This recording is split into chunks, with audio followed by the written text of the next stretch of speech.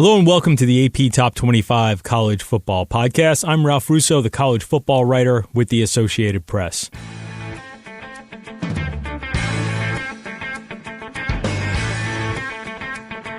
This week, we have two guests.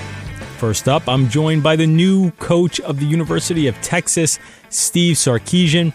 We'll talk about his road to recovery from alcoholism, which cost him the USC job, to getting back to the top of the profession, and what was so appealing to him about Texas.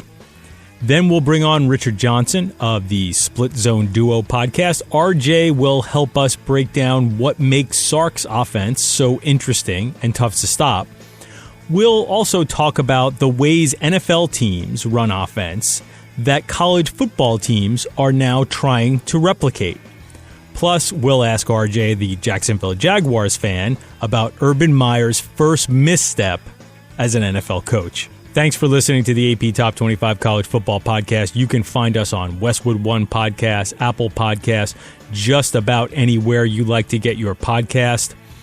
If you like what you hear, give us a good review and a good rating. It helps college football fans find us, and it helps us find more college football fans. And if you want to get in touch with the show, send us an email at aptop25mailbag, aptop25mailbag at gmail.com. In future episodes, we'd like to take some of your questions between my guests and myself, answer them on the air. And away we go. Joining me this week on the podcast, a pleasure and an honor, talk to the new head coach of the University of Texas, Steve Sarkisian. Sark, it's been a while since you and I have had a chance to talk. Congratulations on the new gig. Hope you're doing well and staying warm there in Austin. Well, thanks for having me on. It's been a good transition, a little different here with the weather going on, but I appreciate you checking on us. So before we talk about right now, I kind of do want to talk about your journey to get to here, because obviously it was a pretty interesting one. And I got a couple of questions harkening back to, a tough time in your life and a tough time in your career. But I think it'll be interesting to sort of, like I said, talk about the path that led you here. After what happened at USC, when you get let go and you're sort of facing your demons, right? How am I going to help myself get better here? Did you at any point think, man, I blew it? Like, I'll never get an opportunity to be where I was. I had my dreams here in this profession, and it all went away. Did you ever face those moments of thinking, like, man, like, I just blew this? Well, I think realistically, yeah. I mean, I think you have to, there's always kind of those dark days when you're like, you don't know what the future is going to hold for you, or where your life's going to head and where your profession's going to head to. And, I had to really get myself to a point of, let's just focus on today and let's dig into today. How good can I be today? Whatever today was asking me to do. And let's start kind of rebuilding the foundation, rebuilding, what you stand for and what you're about. And, over time, those thoughts of, I didn't know where my career was going to go or would I have another opportunity, kind of diminished, and the focus was more on kind of where I was headed, and I didn't know exactly what that would be, but I knew that as the days started stacking and as opportunities started to show themselves, that real opportunities would present themselves, and it was just a matter of trying to align myself with really good people along the way. During that time when you're sort of, again, taking it day by day and figuring out what your future might hold, dealing with alcoholism, did you ever think to yourself, I wonder if coaching, not just coaching football, but coaching football at the highest level, is a good fit for someone who's trying to recover, trying to rehab, and trying to get out of this place? It's such an intense lifestyle. It's an unorthodox lifestyle. It's long hours. It's isolation from your family at times. Did you ever have to sort of wonder if you could do that thing that you love at the highest level and also recover? I didn't really ever wonder that. I really tried, like I said, I aligned myself with some pretty good people, some very high-level people, some people that have been extremely successful, not just in the football world, but in their industries, that live big lives. And when I got aligned with those people, I felt like, if you can live a big life and do the things that they're able to do and be successful, not only in their profession, but from a personal standpoint, why couldn't I do that here? And then started to get aligned with different people in my own profession. And then I felt like, man, I've got a great platform here that I can be successful, not only as a football coach, as a leader, but also one that could really serve to show people that there is another way to go through our profession. And, hopefully I'm somewhat of an inspiration that way to some guys that maybe are still trying to figure it out. And, that the platform that I've been provided is one that I don't take lightly. I think that it's something that, what I've gone through is real. I don't think it's unique to me. I do think that it is a reality in our society. It's a reality in our profession. And if I can be an inspiration to some and utilize my platform that way, I think that's important, and that's something that I try to utilize and to help others. And that's really been an approach and a shift of a focus of mine here for the last 6 years that I think has not only helped me, but has helped others. And that's probably the key to the drill. I understand it's a changing the way you live, but do you think of it as also changing the way you coach? Without a doubt. I'm much more in tune with our players, much more dialed into what they go through on a daily basis and how I can help them. And, to think when you start dealing with 18 to 22-year-old males and the stresses they have in their lives and maybe their coping mechanism to deal with those stresses. And if I can find them and show them a better way to do that, that sure would not only behoove us as a program, but them as individuals and their future and where their lives are trying to head and what they're trying to accomplish. So in the end, it has really been a really cool, positive thing. And it took me to have to fail. It took me to have to kind of eat that big piece of humble pie to get to a point to where, in the end, I'm a better person because of it. I'm a better coach because of it. I'm helping others now more than ever because of it. And I wouldn't trade that, because as much of the successes that I had early in my career, I'm better off today having gone through what I went through. And I'm better in all aspects of it, and I'm able to help others now more than ever than I ever was before. And I was doing pretty good at it before, but I think I've gone to another level with it. And the reality of it is, if we can help somebody along the way, whether it's one a day, one a week, one a month, whatever that is, geez, it sure seems like we're having a pretty big impact on the bigger picture of things that are going on right now. So let's jump forward to Texas. And this is a question I'll ask you, when I'm going to ask you why Texas was the right fit for you. And quite frankly, I can hear people already in the audience listen to this going like, duh, it's Texas. Like, why wouldn't it be? But listen, this is a place that's had about a decade of sort of trying to find the best way to max out its resources. So when you're looking at Texas, what were the things that appealed to you that made you think, for where I am right now, this is the place for me? Well, I think I probably have to go back a couple years. I had some opportunities present themselves to me for the past couple of years. And at that point, I knew, okay, I'm going to be a head coach again. I want to make sure it's right. I want to make sure it's something where if I take this job, I can be there for the next 15 years. I can do something. I can be part of a run and part of a legacy that I was part of with Pete Carroll at USC. I was part of with Nick Saban at Alabama, and watch those guys do it. And so as I navigated my way through some opportunities that presented themselves and said no, when Texas got presented to me, the first thought was yes.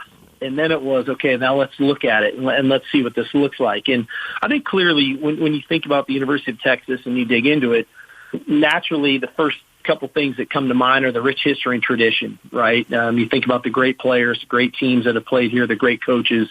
You think about the resources and the backing from alumni and donors. And then you start digging into the fertile recruiting ground in the great state of Texas and all of the players that come from here. You think about, for me, the landing spot in the city of Austin and all that it has to offer, but also kind of being centrally located. And then you think about the challenge and the challenge of it. And as I went through it, and I even went into last season and dug into that roster and dug into the team, they finished 7-3. And you think about losing to Oklahoma in overtime. You think about a fumble against TCU going inside the 5 with a couple minutes to go in the ball game. You think about missing a field goal against Iowa State, and you go, wow, I mean, they're 3-4 plays away from being 10-0 and talking about being in the college football playoff. On the flip side of that, you think about winning a couple other games in overtime that they did win, and they're that close to being a 5-5 team. So the reality of it is I felt like the program is in a place of which we're not as far away as maybe some would think. We've got great support from the administration. We've got great support from our donors. We've got a roster that is talented. And we've got a great product to recruit to with rich history and tradition. So there was a lot of positives to this thing that I felt like this is much different than when I went to the University of Washington, coming off of an 0-12 season the year before. This is much different than when I went to USC, inheriting a program that was really still on probation. We're actually in pretty good shape. And knowing, some of the things that I've gained over the past few years, most notably working with Coach Saban at Alabama, thinking back to my experience at USC when Coach Carroll inherited that program at USC in the early 2000s and the run we went on, I just thought to myself, why can't we be that team? Why can't we go on that run if we do it the right way and assemble a great staff and recruit the way I think we can recruit and develop players and I think we can develop them? Why can't we be that program that goes on another run like Texas was on in the 2000s as well under Coach Brown? So there was a lot of things. It ended up being a no-brainer situation for me and decision to take this job and couldn't be more pumped and excited about it. I want to ask you about your time in the NFL, your second time in the NFL, because I think some people might forget. 2004, you were with the Raiders, when part of Lane's staff. But 2004 is a lifetime ago as far as the way football changes, right, to a certain degree, evolution. In your 2017-28 team with the Falcons, and then you come back and become Alabama OC, and we saw that offense last year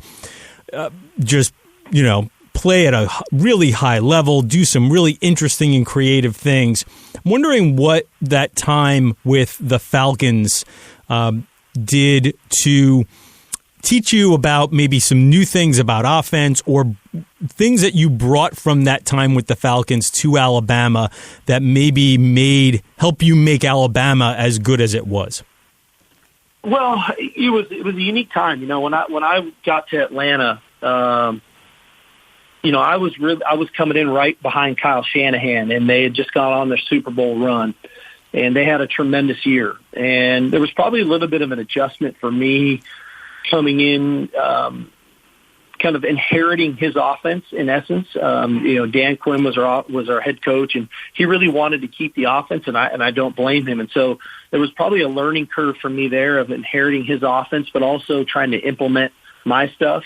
And probably over that span of that year and then into the next year, the second year, Julio Jones leads the NFL in receiving my second year there.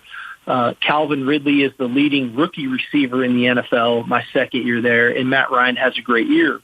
But what came out of it was, how do you find a way in that league to ensure that your best players are getting the ball and getting the ball with opportunities to create explosive plays? And then after that year coming back to college football, I'd never really lost sight of that. You have to ensure, it's one thing to run good plays, but you have to ensure that your best players are getting the opportunities to touch the ball, to create those plays, to create the explosive plays. And that's really what we tried to do over the past 2 years. And whether it was Tua and Jerry Jeudy and Henry Ruggs and Devontae Smith and that crew, to the next year with Mac Jones and Devontae Smith and Najee Harris and Jalen Waddle, that was really the approach. It was a little bit more of an NFL-style approach, not that we didn't utilize the RPOs and the rules and things. I just felt like from the motions, the formations, the play-action pass game, we just wanted to ensure that our best players were having opportunities to touch the ball, which was something you had to do in the NFL. I mean, everybody knew where Julio Jones was every play. How did you try to get him open? And that was always the focus from week to week, and we were able to do that in year two.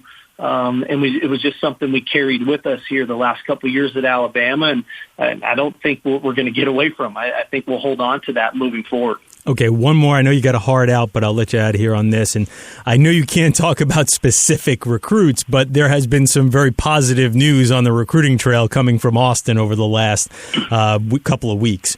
What I would ask you is, one of the reasons why we heard that you got hired was because of the ties that had been built between Alabama and the state of Texas. You walk in there and have a couple of nice recruiting wins. How much do you have to build up relationships, build upon relationships? How comfortable are you recruiting within the state of Texas? Well, I'm very comfortable. You know, I'm a relationship-based guy. Whether it's in recruiting or our current roster or donors or ex-players, you know, whatever that is. I mean, I believe in relationships. I believe in making those connections. And I think being authentic and real helps in that. And, you know, I value that, I think, about myself. And, you know, the reality of it is recruiting is our lifeline. And I love it. I love the opportunity to recruit as a head coach. I love being engaged with the players. You know, I think, you know, being connected to recruits on a daily basis is big as much as it is with our own roster. And there's a balance in that. But the reality of it is we've got a great product here at the University of Texas to recruit to. And I think this is, to me, the total package. And so when I have those opportunities to convey that to young men and their families and coaches and be connected to them, and develop that relationship, I think they come to find out that it is authentic and that I believe it. It's not something that I'm selling. I truly believe that. That's why I took the job here. And I think through time, as we work our way through this, as long as we're recruiting the right types of individual, not just good players, but good character kids, good students that can represent the university well, we're going to be in good shape for a long time. Steve Sarkisian is the new coach at the University of Texas. Sark, it's good to have you, back at the top here, leading the program.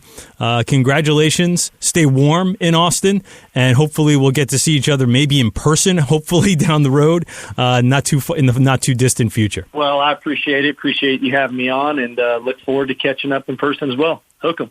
Joining me next on the podcast is my friend Richard Johnson. You can find him at RJ Writes, RJ_Writes on Twitter. You can also listen to him at the Split Zone Duo podcast with his friend Alex Kirshner and Stephen Godfrey, and it's a great podcast despite Godfrey's presence. You guys totally carry that dude, by the way. Someone has to. RJ, man, I totally appreciate you coming on, and I wanted to bring you on as sort of a follow-up to my conversation with Steve Sarkisian, because, you know, we made a lot about how Sarkisian did such a great job with Alabama's offense, and I wanted to bring on somebody who does a good job of sort of breaking down why exactly that Alabama offense was good and whether it's transferable to Texas when you don't necessarily have all the best players, right? So let's just start there. When you looked at what Sarkisian was doing this past couple of years, but especially this past year at Alabama, what were some of the places you went, oh, that's really cool. I understand why that is so tough to stop. Yeah, so obviously Mac Jones is not a mobile threat. Tua wasn't really, but could run a little bit. And one of the most interesting things I think Sark did was he basically ran this RPO that didn't have the quarterback involved in it because the quarterback's not going to run. Mac's not going to run. And it was basically counter. And to what I understand, it was a pre-snap RPO, and they would come in and counter for people listening. Whenever you see two offensive linemen pull or a guard and an H-back pull to the opposite side of the offensive line, it is more or less always counter. Some coach is going to listen to this and scream at me, but to oversimplify, that's counter. It's something that the Washington football team rode to the Super Bowls in the 80s. Nebraska rolled to it in the 80s and 90s, rolled to championships with that play as well. Counter and its versions destructive. And when you've got guys like Alabama has on its offensive line, it can really cook as a running play. But what Alabama did a lot, actually, is they bolted on a pass on top of it. So the run action looks the exact same to a linebacker or a defensive back or whatever, but then they would throw like a glance route behind it which is like a sort of something in between a slant and a deep post. So at like 7 to 9 yards, they would throw that behind that to John Mechie or sometimes Devontae Smith. They scored on it the red zone against Auburn. They ran it a couple times in the SEC championship game. It was really one of their staple plays. And it's just sort of the evolution of offensive football into where you can do that. And he was doing that stuff with the Falcons. So he's going to bring that to Texas, I would imagine. Now, it's a little bit different in college, more destructive in college because of the rules on offense and how offensive linemen can, for all intents and purposes, get 8 yards down the field without the flag getting called on them. One of these days, they're going to change that rule. I think they have to. But I think that's one of the things that you'll see at Texas. Another thing that you'll see is, as far as what they do in the passing game, Sark does not like to throw static routes. Like there's not a lot of curls or sit down routes where a wide receiver just goes out, sits down, and they throw him the ball. Sark really likes to have guys running, have them in motion. There's a coaching clinic where he talks about this, where he's like, look, they're athletes. We need to get them in space and we need to get them moving. They do a lot of that behind the line of scrimmage too. I mean, when you look at how they use Devontae Smith, they are doing some motion stuff with him where it's so subtle that you don't even really realize it. He's out wide and they'll bring him back to sort of a slot position and then they'll to get him into space, and then he'll do what he does against a nickel or a corner or what have you. So I'm interested in what this looks like. But Texas's problem, like our friend Andy Staples has detailed so many times, Texas's problem is one of development. They are still Texas to an extent as far as acquiring talent, but developing talent at Texas hadn't been there in a decade plus. And that's really what they need here. I think this can work. I am interested in how this is going to look. I know everybody's psyched about the quarterback after the bowl game. Mm-hmm. And they have another one behind him too. That is pretty right. good. Right. Yeah. So I think this is going to be fun. The interesting thing in just talking to Sark was, he even pointed out something that think of it from this perspective. Sark is walking into how often do you get the opportunity to coach a team that last year went 7-3, lost an overtime game against Oklahoma, against a very good team, an overtime game against Oklahoma, lost a close game where you miss a field goal at the end to Iowa State, another top 10 team, and had a game that got away from them against TCU where they basically were 2 yards away from salting the game with a touchdown run and fumbled at the goal line, turns everything around. And that's not to say, listen, so Texas has had this problem of being in too many close games, losing to TCU. For God's sakes, if Texas could just fix that problem. And nothing is more indicative of the problems at Texas is the fact that they have been owned by TCU over the last, since TCU entered the Big 12. But, Sark sort of said, listen, I looked at this roster and I looked at this team, and there's a lot of good stuff here. And I think, listen, there's also a lot of good stuff at Texas with a lot of money, and there's things on those lines. So why would you take Texas? Well, duh, that's why you would take Texas. But there is a lot of there is talent, as you just said. There is talent that has come in the front door there that can be worked with, and it'll be interesting to see how he does develop that. But there's a lot to do with Texas there. He is probably inheriting a better Texas than Charlie Strong did from Mac.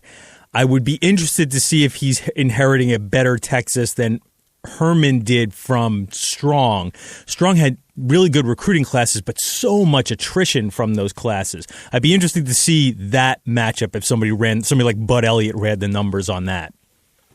I also am very interested in sort of politically what Texas is he getting, with these regents and Chris Del Conte and that dynamic. I know that the regents sort of still drive the ship over there. And Chris Del Conte got this splash hire done. Chris Del Conte got the splash hire done. I think he needed to get this done. But what is the program? I know that people, it's just interesting to me where Texas as a football program is in the landscape of both the university writ large, the state, and then the Big 12. Because the thing that I've never really put a finger on is, in the South, you are very clearly measured against your rival, Auburn, Alabama, Florida, Florida State. You know what I mean? And as far as I understand it, Texas and Oklahoma are not as one-to-one compared. It's just always been sort of confusing to me, Ralph. And I know you've been around it for a long time. You probably have a better answer than that.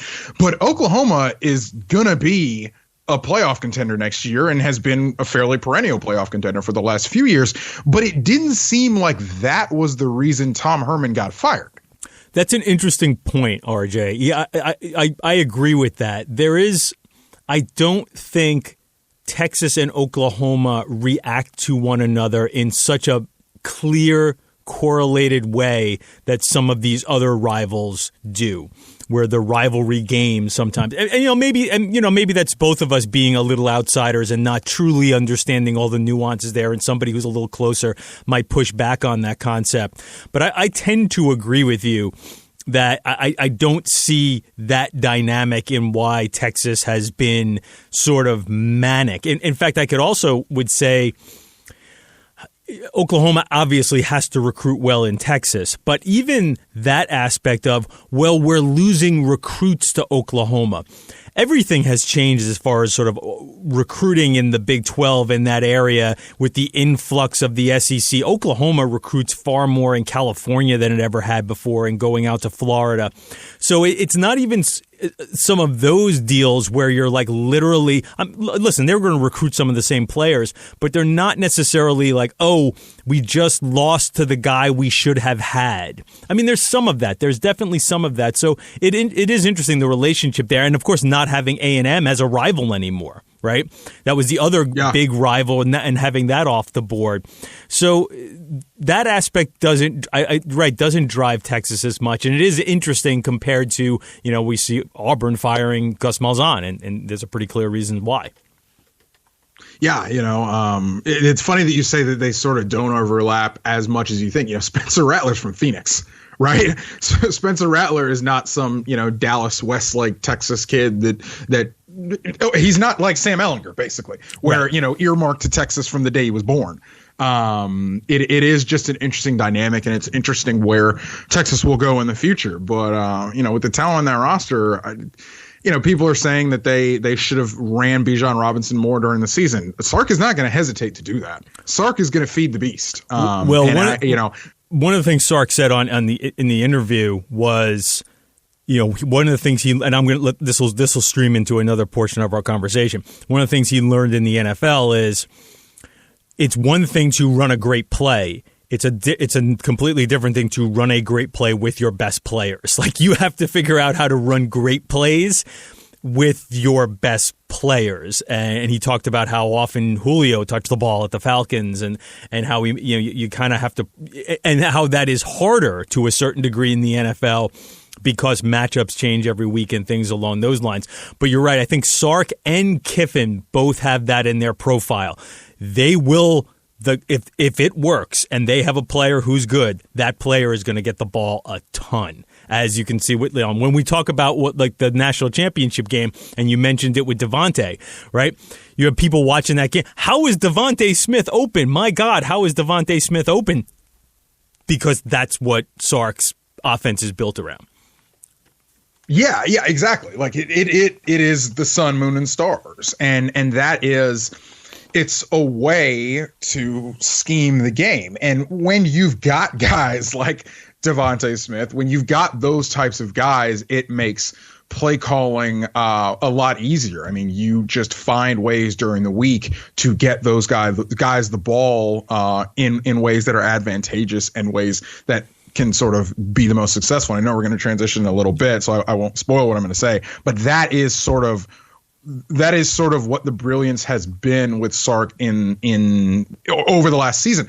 I am very interested, honestly, in sort of the thought experiment of what Alabama would have looked like with Jalen Waddle healthy over the full balance of the season. It's something that we'll never know, but I do think it's very interesting how did not having Waddle make Sark sort of theoretically a little bit simpler, but then again, as a defense, much harder to defend. It's not easy to defend because Devontae Smith is so good. But what could they have done, or what wouldn't they have done if they had Jalen Waddle as well to sort of feed the beast and get the ball 10 times a game as well? So if anybody's listening to this podcast, I brought up this comment I got from Chip Kelly when I was doing a story about Ryan Day. Kelly and Day are close. They go way back. And one of the things I had in talking with Kelly, asked him about, what makes Day good, right? Like that very obvious cliche question of, hey, what makes this coach good? And he said one of the things he felt Day and Chip, for that matter, gained from their time in the NFL was this concept that every week you have to be a little different in the NFL. In college, you can sort of have a somewhat static identity. In the NFL, matchups are going to dictate what your offense is. So you have to morph a little bit, and you have to find which also brings me back to Sark and the idea that less you have to find the matchup that works for you, but you best damn make sure that matchup includes your best player, and that's sort of maybe where the magic happens. So when I say that to you, that's a cool thing for Chip to say to a sports writer because it's easily digestible and it's kind of like at a layperson's level. I can understand that. But when I say that to you, for someone who has a little better knowledge of the X's and O's, what does it mean to you when I say that what colleges are trying to do a little more of is the NFL concept of we are a little different from week to week depending on our matchups?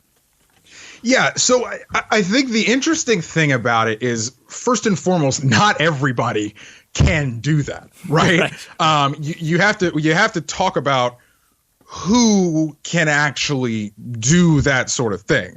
God love Pat Fitzgerald, but Northwestern is not changing from week to week. Northwestern cannot change from week to week, particularly on offense. They have to do what they do. But, like Florida against Georgia. Florida was not really pounding the wheel routes to death, but they saw that they could against Georgia in a cocktail party, and so they did. Alabama, the class of teams we're talking about that can do this sort of thing.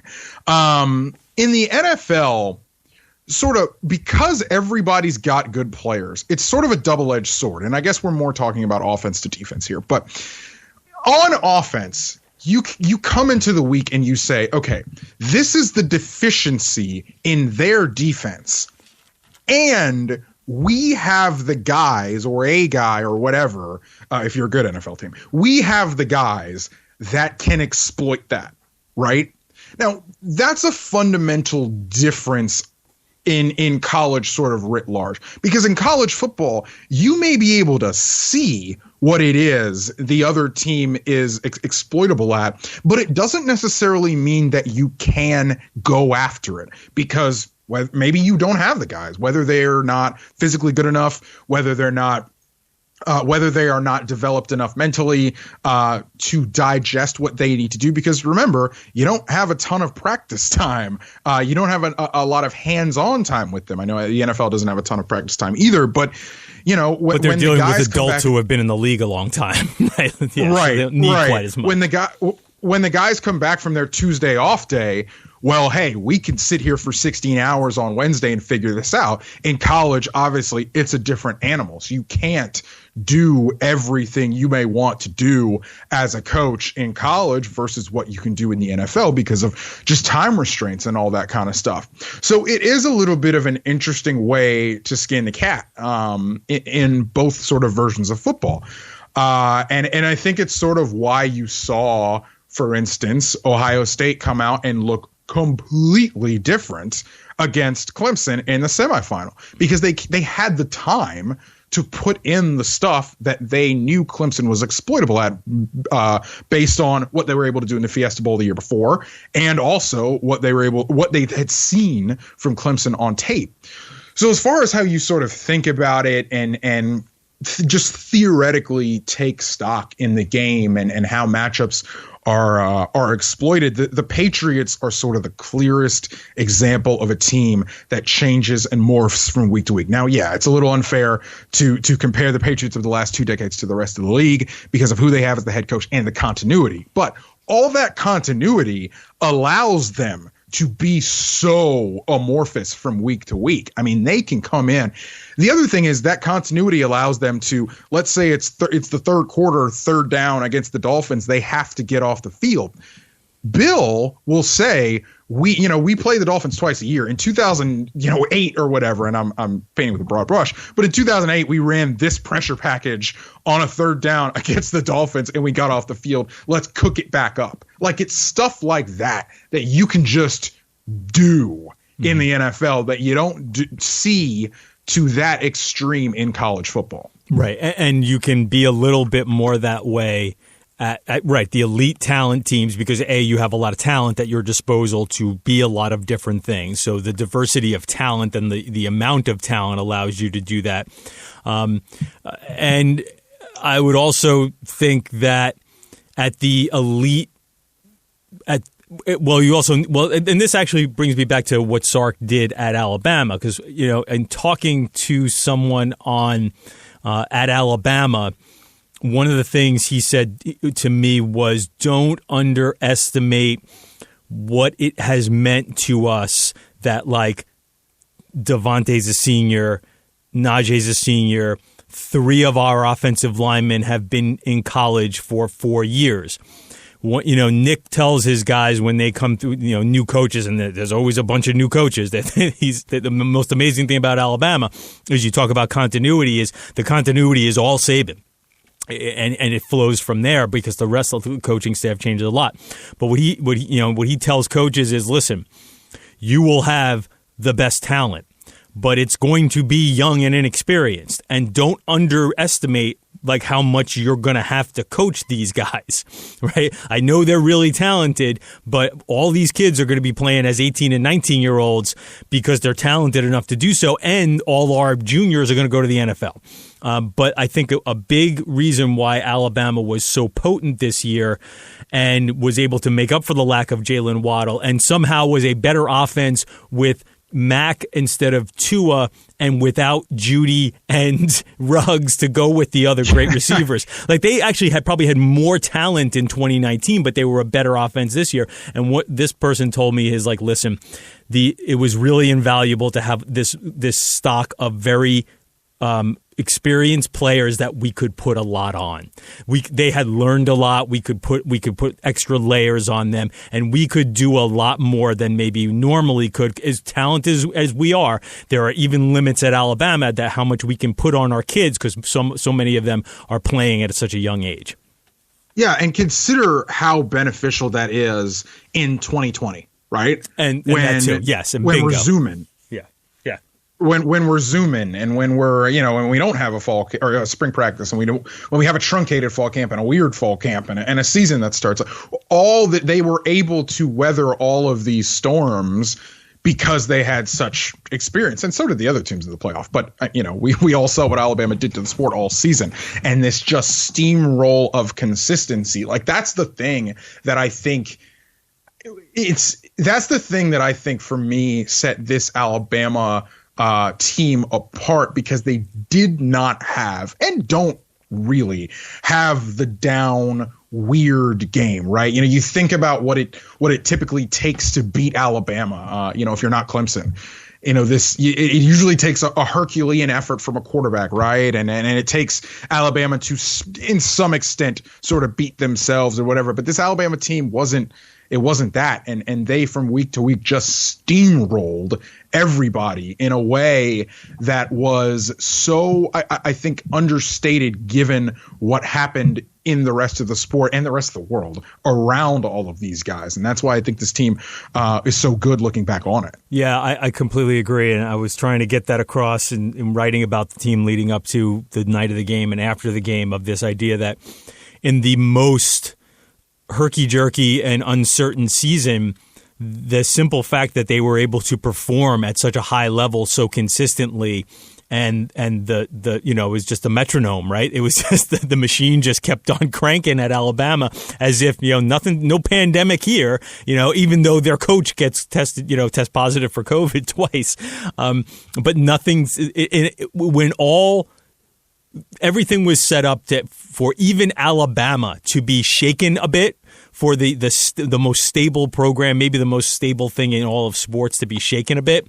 Alabama was unshaken. They were undeterred throughout this season, and that's what made it really so amazing. And I would also add on this, so just to pivot a second here, when we're going back to the idea of what college football is trying to take from pro football and how the success Alabama had with Sark. If people look at Bill O'Brien, why would Saban hire him? And listen, Bill O'Brien's reputation has been just trashed, right? Because of what happened.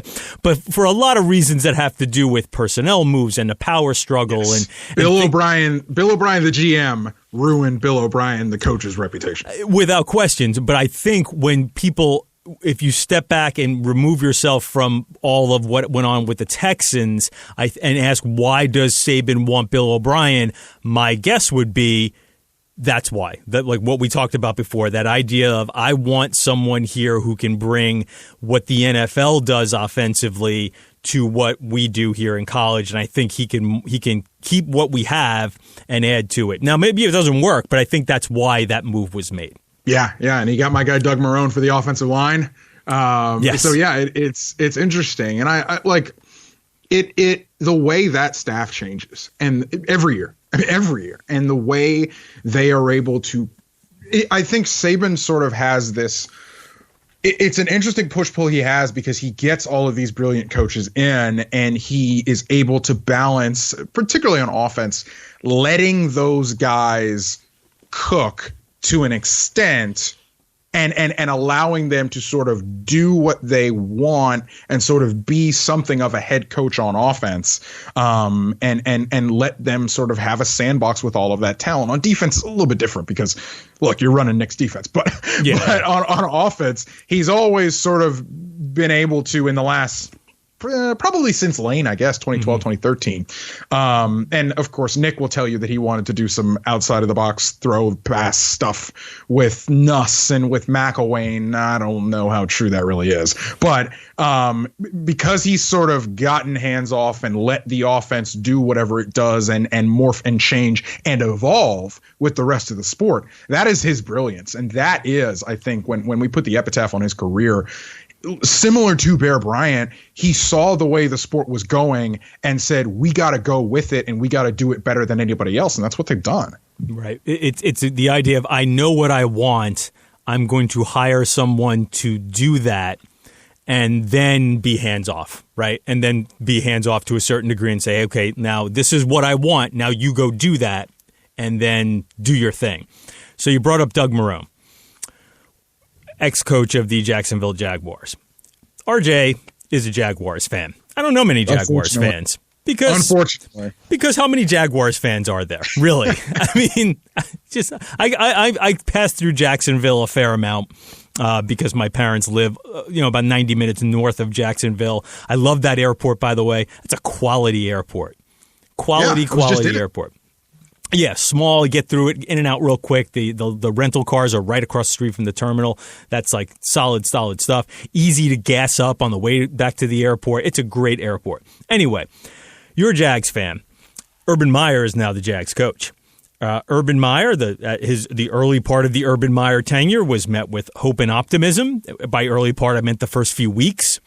And then last week, Urban Meyer announces a bunch of coaching hires, and among them is Chris Doyle, former fired, pushed out Iowa strength and conditioning coach because Iowa had literally dozens of complaints and allegations from former players, mostly black players, saying that this guy, he didn't treat us well. He just did not treat us well. It was basically allegations of racism, many of them from many established players, from guys in the NFL. Iowa investigated, interviewed about 110 people, came away with saying, you know what, Chris Doyle, you've been a very well-paid employee here at this university for a long time, generally very well regarded, but you got to go.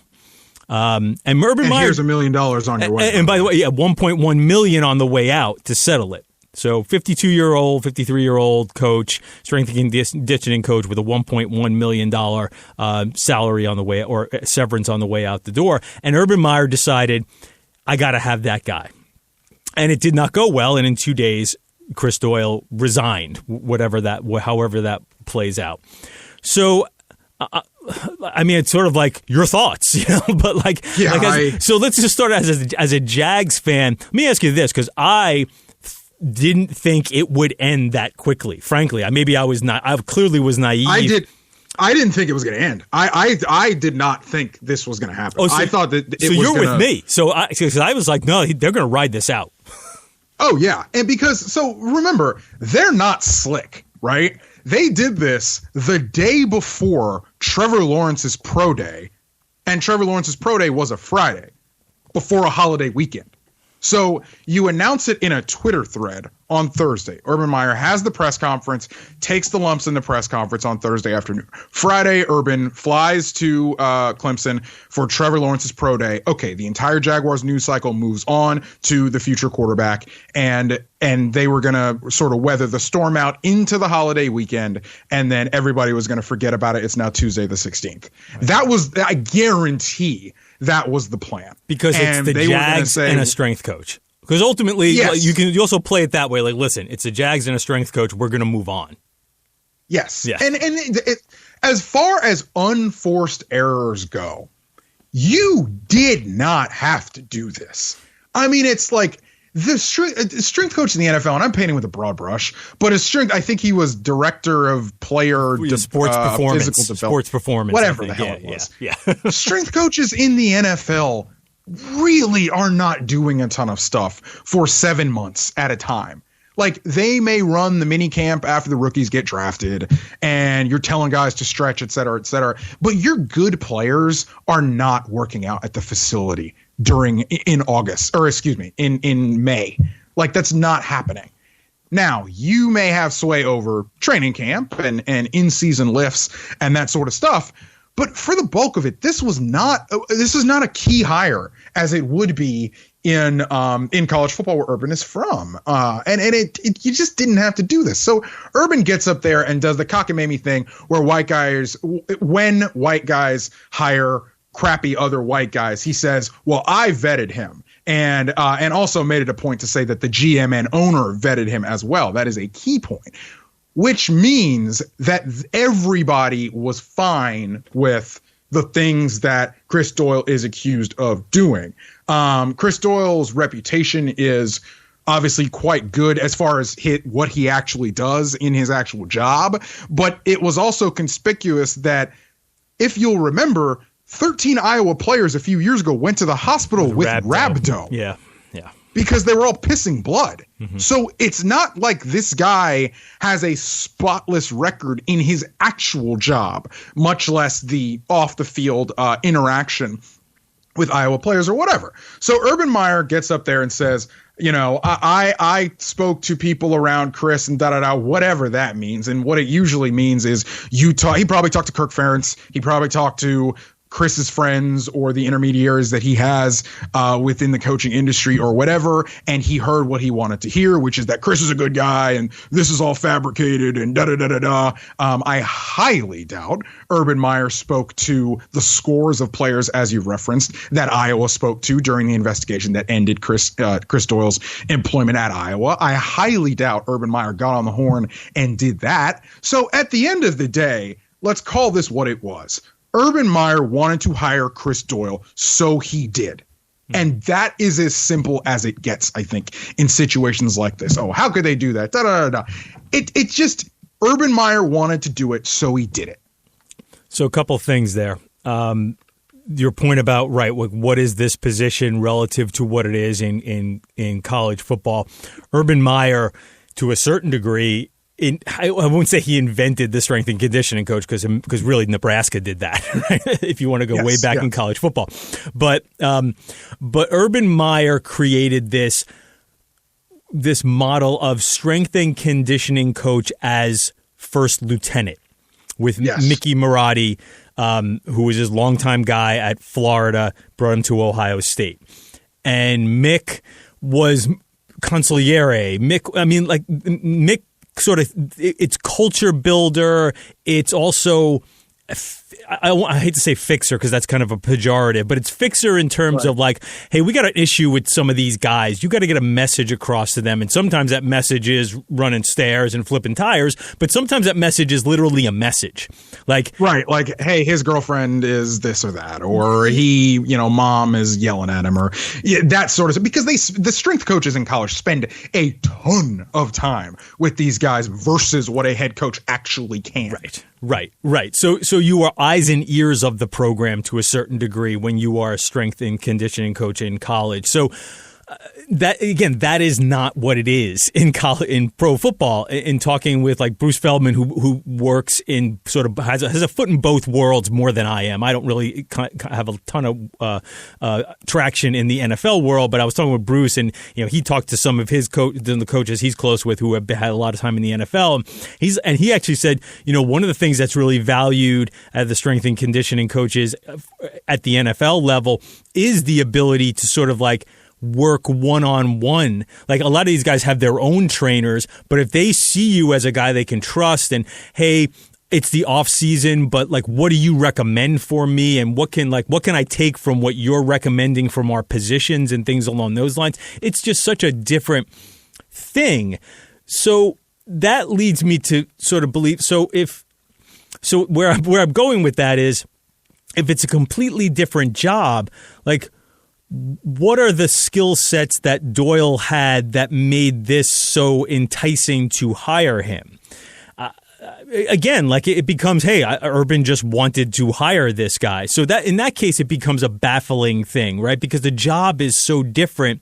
I don't know why you would value those skill sets quite the same at the NFL level. Yeah, I was just going to say, I think it speaks to the what sort of NFL coach is Urban Meyer going to be?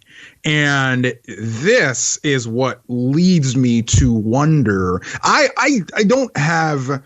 honestly actually kind of like the coaching staff.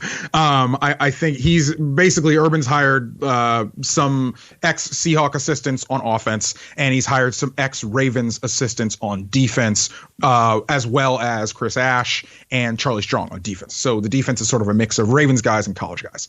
But as far as football ops and outside of on-field coaching, what is Urban Meyer going to be? Because this is, as a Jags fan, I am not terribly worried, to be honest with you, about what the on-the-field product is going to look like. Trevor's going to come in and make up for a lot of sins, and I think they're going to be fine-ish on offense. I'm actually, or on the field. I'm actually pretty excited for it. But as far as what this program has really struggled with in the last few years is the off-the-field culture stuff of retaining your good free agents. There's a reason why Jalen Ramsey forced a trade, right? And for for the Jaguars to have Tom Coughlin in the building a few years ago, Tom Coughlin alienated so many players. Tom Coughlin broke off contract negotiations during the offseason with Yannick Ngakoue, and Ngakoue was traded months later. Tom Coughlin at some point in time 20% of the NFLPA's grievances from players were from the Jaguars players because of Tom Coughlin. Tom Coughlin voided the guarantees, or tried to void the guarantees in Leonard Fournette's contract rookie deal, because Leonard Fournette during a Week 16 game was like laughing on the sideline when they were losing.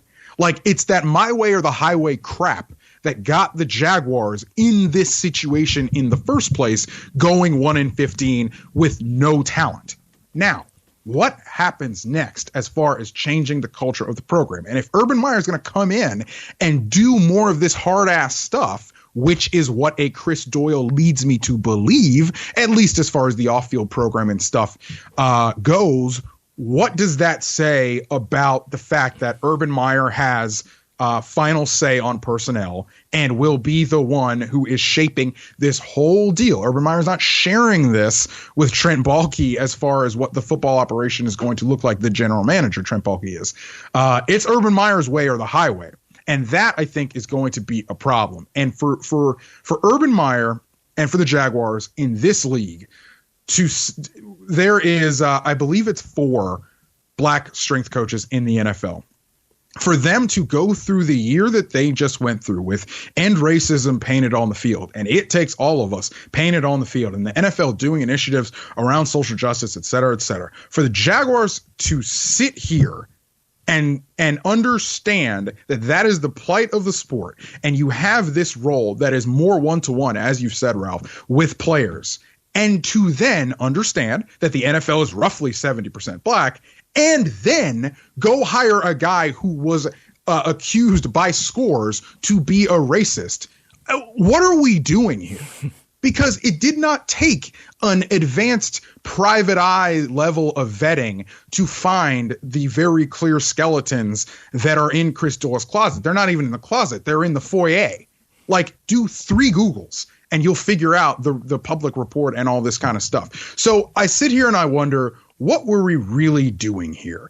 And, you know, the fact that the Jaguars thought they could take this on the chin for a few days and just ride it out, I think says something a bit troubling about the way this might go. Okay, so here's my last thought on this. And I go here when I think about Bryles every 6 to 8 months when somebody gets an idea. Hey, I'll hire this guy. Isn't that a great idea? And that then goes to hell, because we've gone through that dance over the last, 4 or 5 years now, where somebody thinks, oh, I got a good idea. Maybe I'll hire Art Bryles. And people come out and say, no, that's a terrible idea.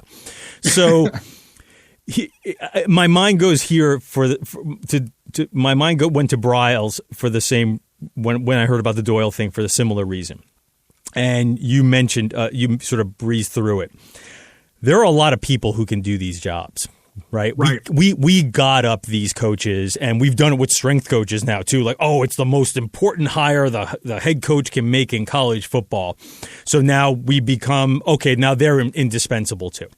And listen, I understand that there are good coaches and there are bad coaches, but there's also a lot of coaches who are equally competent, right? And given a chance. There's just a lot of coaches. Yeah, and given a chance, I'm sure you could find 15, 20, 30 guys with similar skill sets to Chris Doyle who were not fired for being racist. And I go to that when I think of Bryles and Doyle, because I know a lot of coaches. And I think, I'm sure a lot of guys would love the opportunity to get one of 32 NFL jobs and are totally qualified to get one of 32 NFL jobs. And they got passed by, and they don't have fired for racism on their resume, and they don't have massive sexual assault scandal running a renegade rogue program like Bryles has. So the idea that we feel these, I'm all for second chances, and there's a zillion junior colleges that play football, and high schools that play football. There's a ton of places you can go coach football that's not the NFL. That's not a major college. So, sure, let's give them a second chance. But there's a whole bunch of coaches out there that I think would be more deserving of these chances than somebody like Chris Doyle and Art Bryles. And that's where I go when I see these situations. And we everybody knows Urban Meyer is Mr. Second Chance. Everybody deserves a second chance. Everybody deserves a second chance if they're a 5-star recruit, so to speak. Urban Meyer will overlook a whole host of things. Cough, cough, Zach Smith, cough, cough.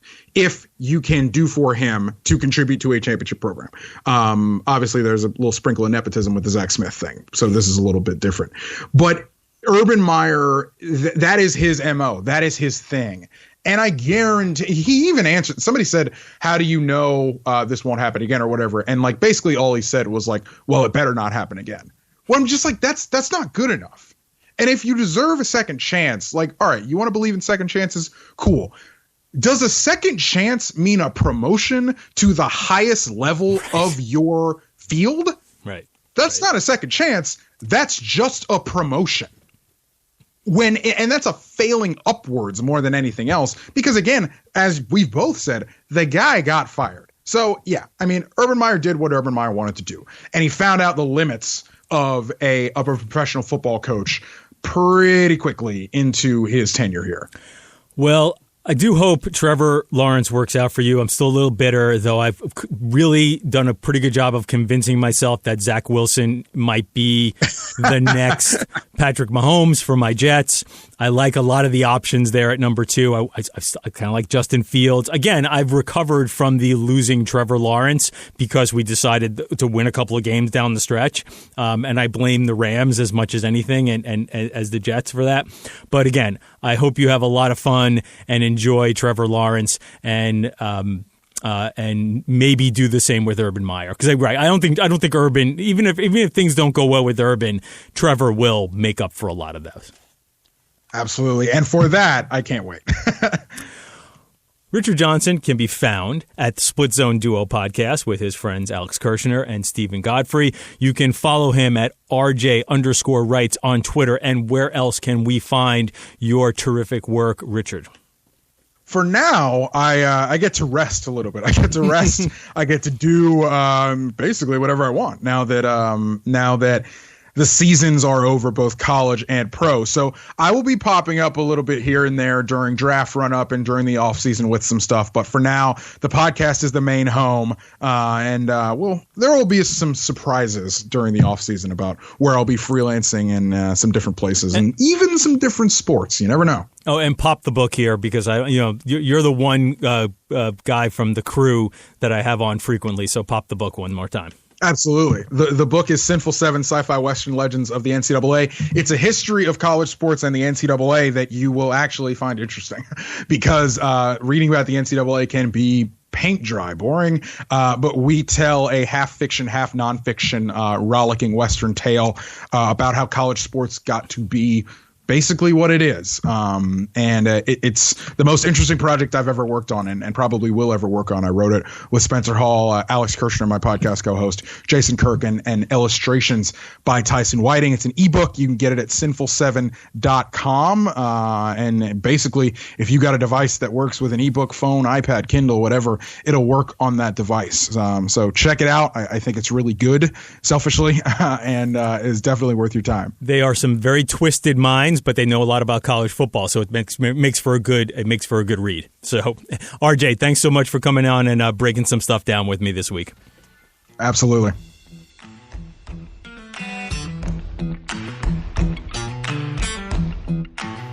And now 3 and out. First down. UCF closed the FBS coaching carousel by hiring former Auburn coach Gus Malzahn as head coach earlier this week. How's that going to work out? Well, there are a few ways to look at it. Pro, Malzahn has never had a losing record in 9 seasons as a head coach, 8 of those in the SEC, and he was 12 games over 500 in SEC play. Coaches who have had that level of success for that length of time at that level of competition are not often available in college football these days. It would seem to be, at the very least, a low floor hire. Pretty safe. Con, Malzahn is an offensive coach whose offense has been inconsistent and often mediocre for several years.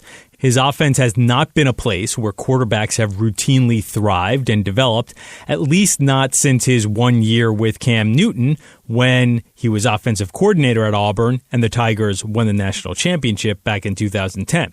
Pro. Malzahn has been recruiting in Florida for years. Con. At 55 and 8 years removed from his best run at Auburn, is Malzahn the type of coach that will really excite recruits? Plus, recruiting should never really be a problem for UCF, a school located in the heart of Florida that competes in the American Athletic Conference with schools like Temple, Navy, East Carolina, and Memphis. Anybody competent should really be able to recruit well at UCF. Pro. UCF got Malzahn at a good price. $2.3 million per year over 5 years. That's not bad for his resume, but the Knights could probably take a little discount because Gus just got $21.5 million from Auburn to go away. Con. UCF has branded itself as a disruptor, a threat to the blue bloods, the traditional powers of college football. The next great college football program, one that is battling and trying to break the establishment. Is your brand best served by hiring an SEC retread instead of a younger coach like, let's say, Sean Lewis from Kent State, for example? I try not to make predictions and grade hires anymore. There is just too much uncertainty. On Twitter, I said that this was a great landing spot for Malzahn. It is a place where you can win and win big. Whether Malzahn was a great get for UCF is to be determined. A lot of folks in Houston were really excited when the Cougars lured Dana Holgorsen away from West Virginia. And so far, the results there have been pretty underwhelming. Second down. Since we last recorded, Oregon's Tyler Shuck became the latest high-profile quarterback to enter the transfer portal.